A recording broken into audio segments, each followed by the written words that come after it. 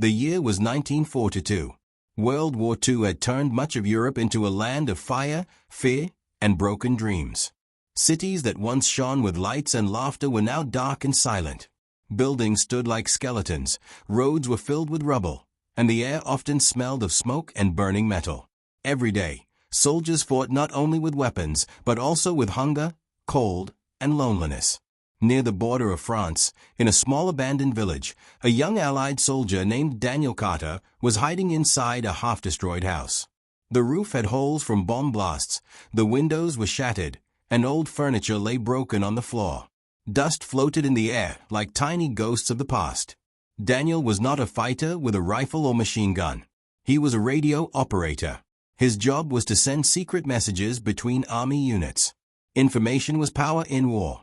A single message could save hundreds of lives, or cost them if it arrived too late. That night, Daniel had an urgent message to send.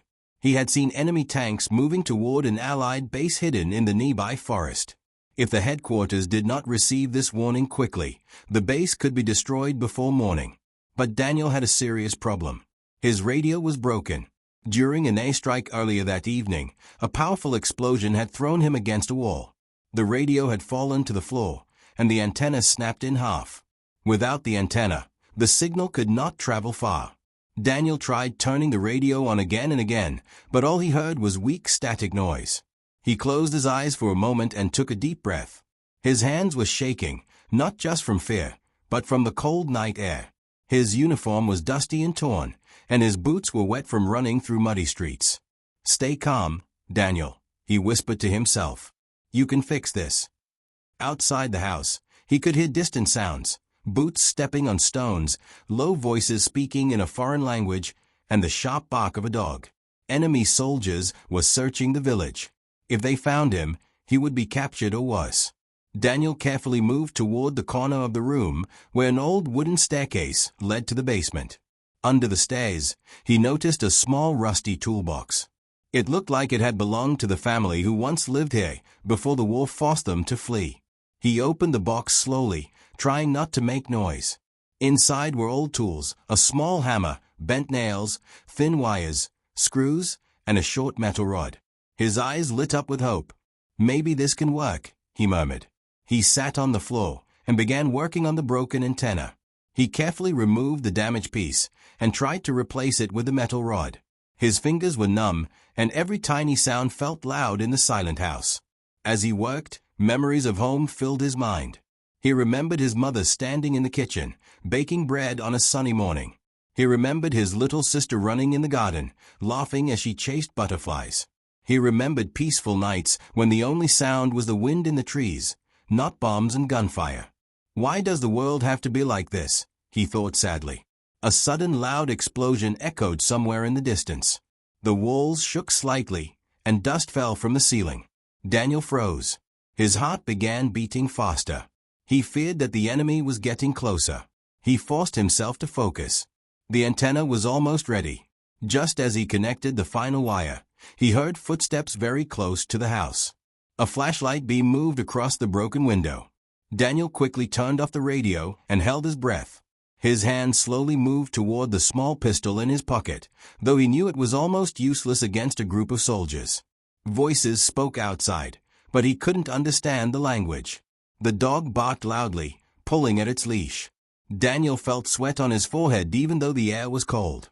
After a tense minute that felt like an hour, the footsteps moved away. The flashlight disappeared. The voices faded. Daniel released a long breath and quietly turned the radio back on. The small light glowed weakly. He adjusted the antenna carefully and turned the dial. The static sound changed slightly. It was still weak, but stronger than before. "Yes, come on," he whispered. He began tapping the message in Morse code with careful speed. "Enemy tanks moving east. Immediate danger. Request backup." He repeated the message again and again, hoping it would travel far enough to reach headquarters. Every second felt heavy. He stared at the radio, listening for any reply.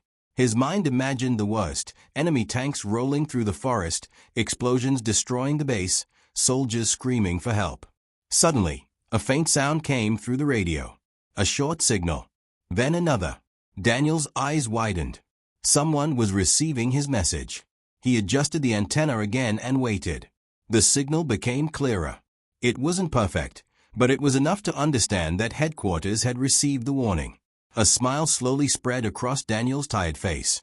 Relief washed over him like warm sunlight after a long winter night.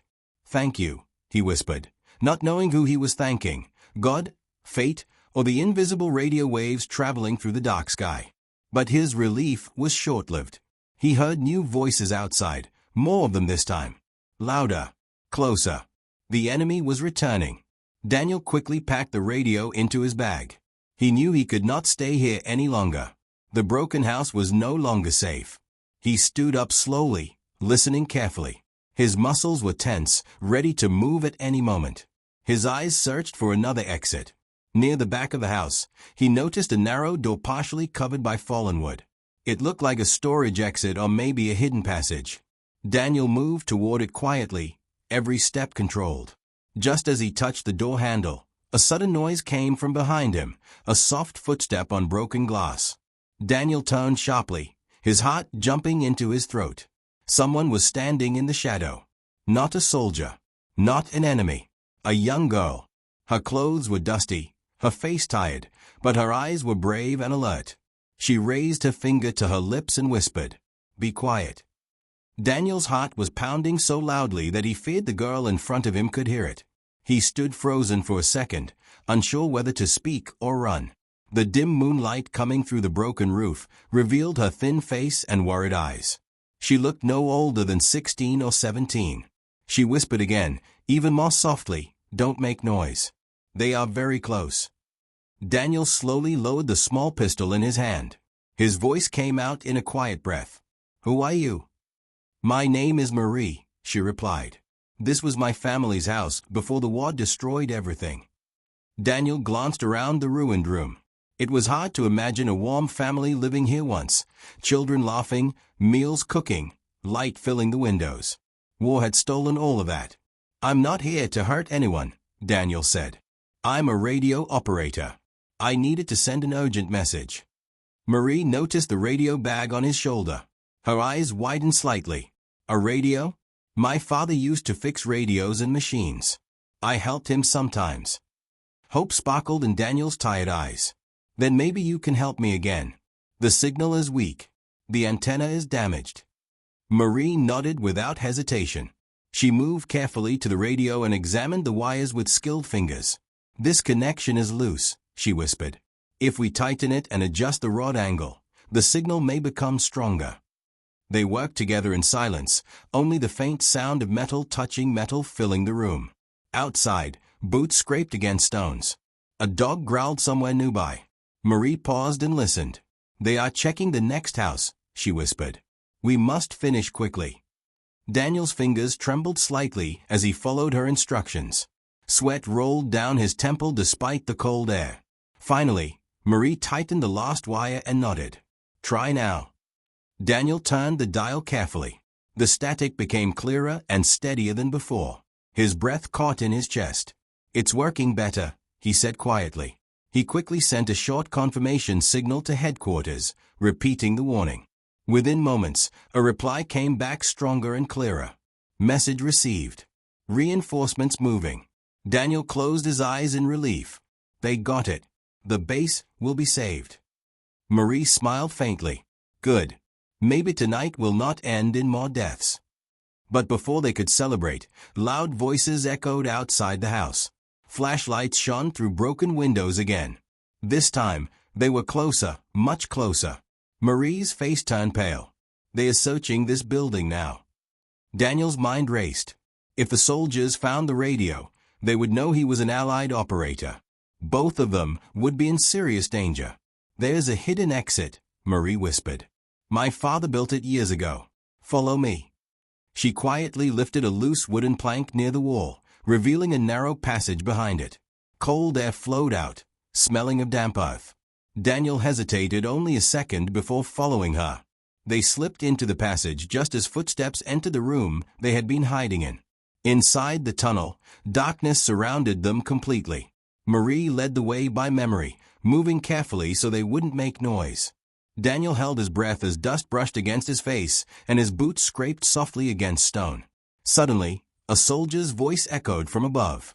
"Check every corner." The sound of boots moved directly over their heads. A flashlight beam shone through small cracks in the floorboards. Daniel's heart felt like it might burst. Marie gently squeezed his arm, signaling him to stay calm. They stayed completely still. Seconds passed like slow hours. Finally, the footsteps moved away. After what felt like forever, Marie continued crawling forward until they reached a small opening that led outside the village, hidden behind bushes. Fresh air filled their lungs. Daniel quietly whispered, "You saved my life." Marie looked down. "This war took my family. Helping you makes me feel useful again." They sat hidden behind the bushes, catching their breath. In the distance, they could hear engines starting and soldiers shouting orders. The enemy patrol was moving deeper into the village. Daniel realized something important. Marie was brave, intelligent, and strong, far stronger than many trained soldiers he had met. "Why didn't you leave this village?" Daniel asked gently. Marie stared at the broken buildings in the distance. "This is my home. Even destroyed, it belongs to me. I help the resistance when I can. I carry messages, hide supplies, and watch enemy movements." Daniel was impressed. "You're part of the resistance." She nodded. Quietly, "We survive by staying invisible." A sudden rumbling sound echoed from far away, heavy engines. Marie's eyes narrowed. "That sounds like tanks," she said. "Your message must have reached in time." Daniel smiled. "I hope so." They stayed hidden as the night slowly passed. The sky began turning slightly gray as dawn approached. Birds started singing softly, unaware of the war below. Marie stood up carefully. "When daylight comes, it becomes more dangerous to move. You must meet your unit soon." Daniel nodded. "I will send another signal from a safer location." Before leaving, Daniel reached into his pocket and pulled out a small metal badge from his uniform. It had a radio symbol engraved on it. "Take this," he said. "It's not valuable, but it reminds me of why communication matters." Marie accepted it with a gentle smile. "Thank you. I'll keep it safe." Suddenly, distant explosions echoed, not close, but powerful. Daniel's eyes widened. "That must be our planes or artillery." Marie looked hopeful. "Maybe the counterattack has started." Smoke slowly rose on the horizon, far beyond the village. Daniel felt a strange mix of fear and hope. The war was still brutal, but tonight, one message had changed something. He adjusted his bag and prepared to move. "I'll remember your courage, Marie." She nodded. "And I will remember that not all soldiers destroy. Some protect." As Daniel quietly moved toward the forest path, he didn't realize that the danger was far from over. The enemy patrols were still nearby, and the coming daylight would reveal new threats. The next test would not be silence and hiding. It would be speed and survival. The early morning air was cold and heavy with mist. Daniel moved quietly along the narrow forest path, keeping his footsteps soft on the damp ground. Tall trees rose like dark towers around him, their branches blocking most of the pale sunrise. Birds fluttered away as he passed, disturbed by his cautious movement. Every sound made his heart jump. A snapping twig, the rustle of leaves, even the distant echo of artillery reminded him that danger was everywhere. He tightened the strap of his radio bag and kept moving forward, hoping to reach the Allied safe zone hidden deeper in the forest. Behind him, the ruined village slowly disappeared into the fog. Suddenly, a sharp whistle cut through the silence. Daniel froze. It wasn't a bird. It was a signal. Moments later, voices echoed behind him. Shouts in a foreign language rang out, sharp and urgent. He could hear heavy boots pounding the earth. They had spotted him. Daniel broke into a run. His lungs burned as he pushed his tired legs forward. Branches slapped against his face and arms as he rushed through the trees. The radio bag bounced against his back, threatening to slow him down. Behind him, dogs barked loudly. The sound sent chills down his spine. "They are tracking me," he thought. He veered sharply off the main path, diving into thicker bushes. Thorns tore at his sleeves, but he ignored the pain. His only thought was survival. Gunshots cracked through the air. Bullets struck tree trunks nearby, sending bits of bark flying. Daniel ducked and zigzagged between trees, remembering his training: never run in a straight line. His breath came in short gasps. His muscles screamed with exhaustion. Suddenly, he slipped on wet leaves and fell hard to the ground. The impact knocked the air out of his lungs. For a terrifying second, he couldn't move. The barking grew louder. Daniel forced himself up and stumbled forward. His hands were muddy, his knees aching, but adrenaline pushed him onward. Ahead, he spotted a narrow ravine cutting through the forest. A small stream flowed at the bottom, its water glistening faintly in the weak light. An idea flashed in his mind. He scrambled down into the ravine and splashed into the cold water. The icy shock made him gasp, but he kept moving downstream, walking against the current. He remembered that water could confuse tracking dogs by hiding his scent. He stayed in the stream for several minutes, then carefully climbed out on the opposite side, crawling through tall grass until he reached a fallen tree. He slid underneath it and lay flat, barely breathing. His heart pounded in his ears.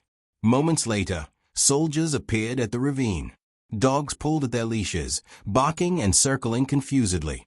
The soldiers shouted angrily, pointing in different directions. The dogs sniffed the water but seemed uncertain. Daniel remained perfectly still. After several tense minutes, the soldiers moved away, choosing another path. Daniel waited even longer before daring to move. When he finally lifted his head, the forest was quiet again. He allowed himself a small, shaky smile. He had escaped, for now. But his relief didn't last long. As he crawled out from under the fallen tree, he heard a soft sound nearby, a faint cough. Daniel's body tensed.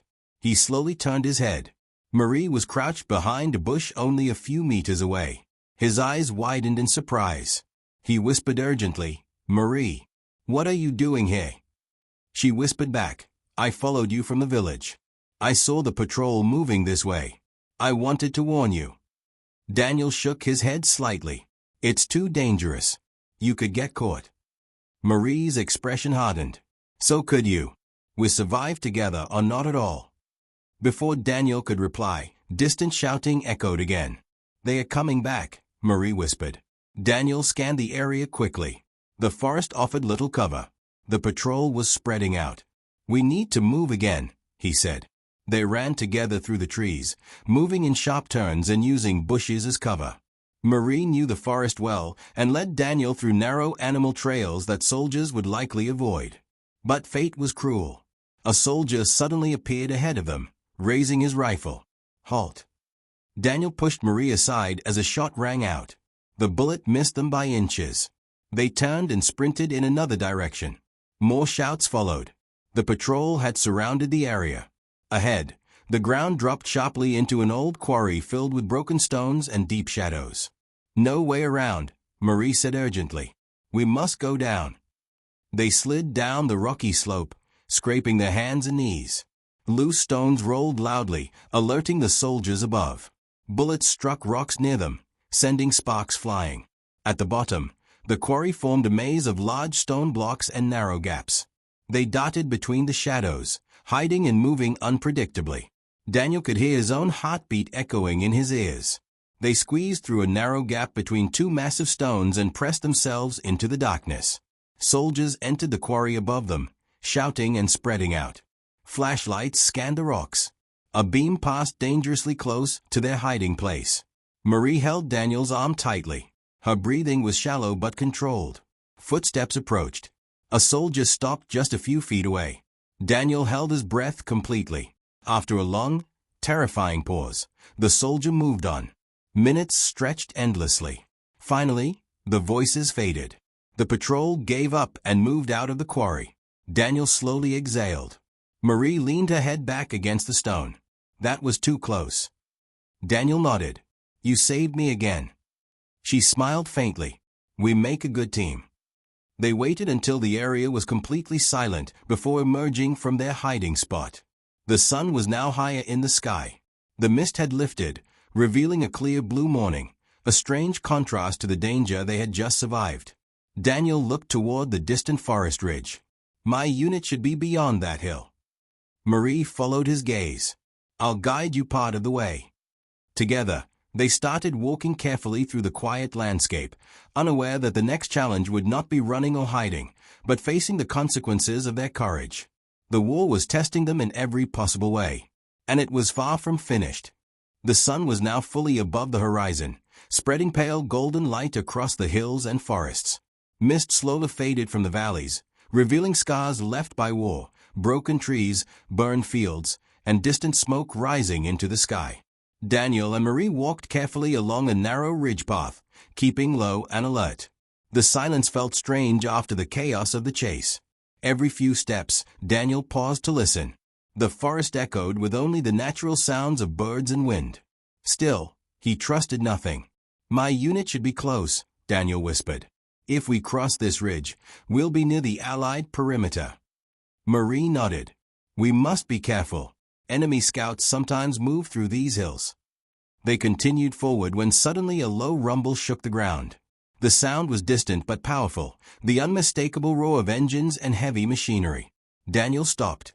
"Tanks," he said quietly. Marie shaded her eyes and looked toward the distant valley.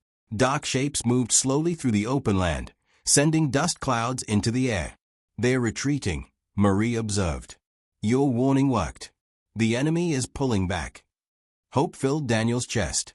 That means the base was saved. But victory was never simple in war. A sharp crack echoed from nearby, a gunshot. Daniel felt a sudden burning pain in his shoulder and stumbled backward. He fell hard to the ground, his vision blurring. "Daniel!" Marie cried out, rushing to his side. Blood seeped through his uniform. He clenched his teeth, trying not to scream. "I've been hit," he said weakly. Marie looked around quickly. "Sniper. We must move now." She grabbed his arm and helped him up. Supporting his weight, she guided him toward a cluster of large rocks that offered cover. Another shot struck the stone near them, sending chips flying. They ducked behind the rocks. Daniel pressed his hand against his wound, feeling warm blood soak his fingers. Marie tore a strip of cloth from her sleeve and tightly wrapped his shoulder. "This will slow the bleeding," she said firmly. Daniel forced a small smile. "You're better than a field medic." Marie didn't smile back. Her eyes were focused and serious. "We are not safe yet." The sniper's position was unknown. Staying still meant becoming an easy target. "We need to distract him," Daniel whispered. "If I throw a stone, he may reveal his position." Marie nodded nervously. Daniel carefully picked up a rock and tossed it in the opposite direction. A shot rang out instantly, hitting the stone. "There." Marie pointed. "Behind that broken tree." Daniel took a deep breath, ignoring the pain, and fired 2 quick shots toward the tree. The sniper disappeared. Silence followed. They waited cautiously. No more shots came. "I think he retreated," Marie said. Daniel leaned back against the rock, exhausted. His strength was fading quickly. Marie supported him. "You must reach your unit soon. You need proper medical help." Daniel nodded weakly. "I don't think I can walk much farther." Marie scanned the area and noticed faint movement in the distance, figures approaching cautiously. Her heart jumped. But then she recognized the uniforms.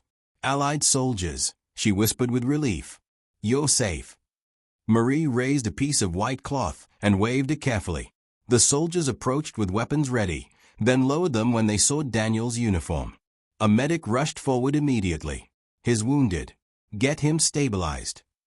Daniel felt strong hands lifting him onto a stretcher. His vision blurred again as the medic applied pressure and bandages. Before he lost focus, Daniel reached for Marie's hand. "Thank you," he said softly. "I wouldn't be alive without you." Marie squeezed his hand gently. "You still owe the world many more signals of hope." The soldiers escorted them to a temporary Allied camp hidden beyond the ridge. Tents were scattered among trees, radios buzzed with activity, and wounded soldiers rested on stretchers. Daniel was taken to the medical tent. The doctor confirmed the bullet had passed through cleanly, painful, but not life-threatening.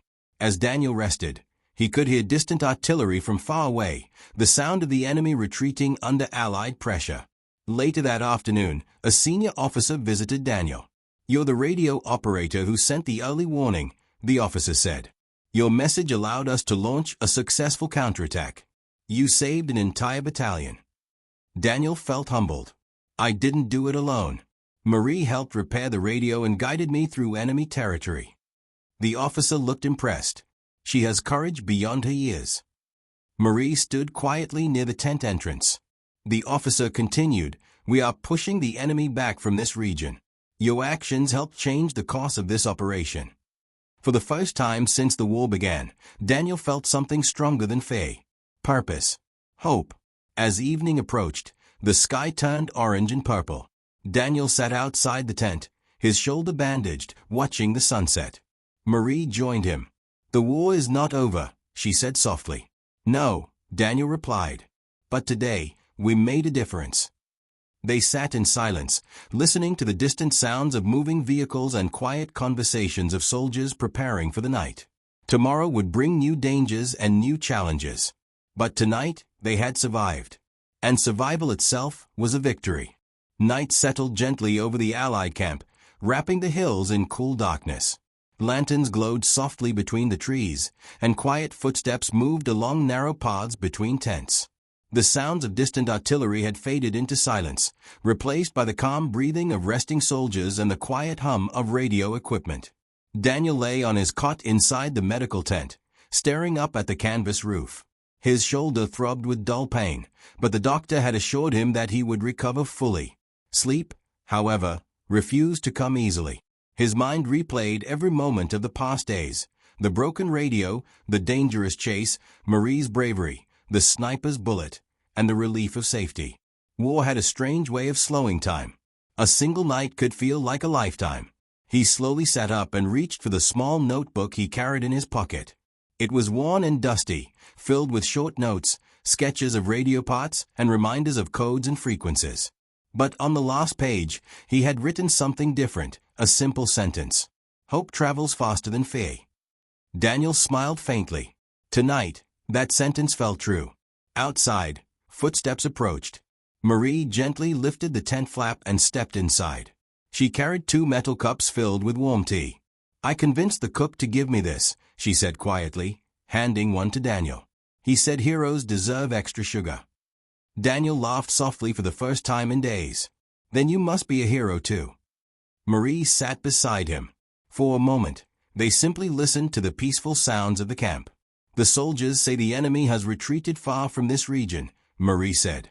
The villages will be safer now. Daniel nodded. Your people can begin rebuilding. Marie looked thoughtful. Rebuilding takes time. Trust takes longer. They sipped their tea in silence.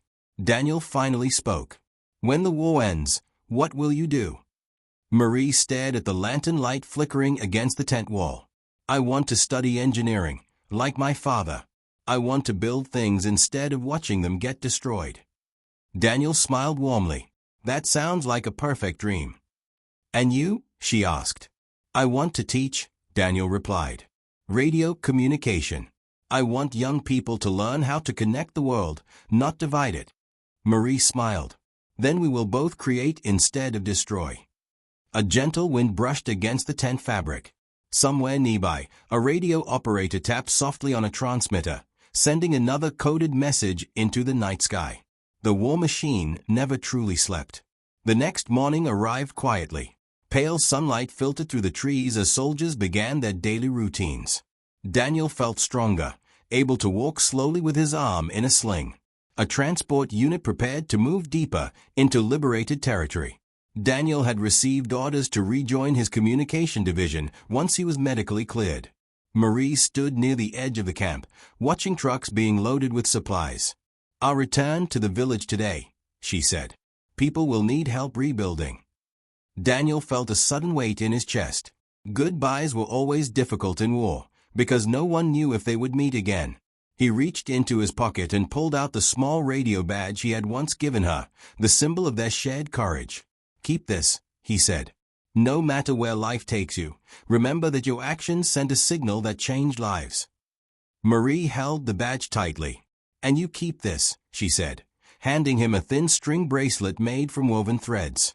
My mother made it before the war. It's for protection. Daniel accepted it with care. I'll wear it always. They stood quietly for a moment, memorizing each other's faces. "Promise me something," Marie said. "When the war ends, send one last signal, not for battle, but for peace." Daniel smiled. "I promise." A truck engine started nearby. Marie took a step back. "Goodbye, Daniel." "Goodbye, Marie." They turned and walked in opposite directions, two lives briefly connected by courage and hope in the middle of destruction. Weeks later, Daniel was back with his unit, operating a powerful radio station in a liberated town. Messages flowed constantly, troop movements, supply updates, medical requests. But one quiet evening, after completing his official transmissions, Daniel adjusted the frequency slightly and sent a private signal into the air, a simple message using open channels. "To anyone listening, the world will heal. Choose kindness." He didn't know who would receive it, but he believed someone would. Far away, in a slowly rebuilding village, Marie helped repair a damaged school roof with a small group of volunteers. A portable radio sat nearby, playing faint music mixed with occasional static. Suddenly, a soft voice transmission passed through the airwaves. Marie paused. She listened carefully. A gentle smile appeared on her face. She looked up at the clear blue sky and whispered, "I heard you." Life continued. Seasons changed. The war slowly moved toward its end. Years later, when peace finally returned, cities began rebuilding, children returned to schools, and laughter slowly replaced fear. Daniel became an instructor at a communications academy, teaching young students the power of responsible technology and peaceful communication. Marie studied engineering and helped design safer homes and stronger bridges for villages destroyed by war. They never forgot the night when a broken radio carried a message that saved lives. Because sometimes, the smallest signal can change the future of the world. Globe showing Europe Africa sparkles.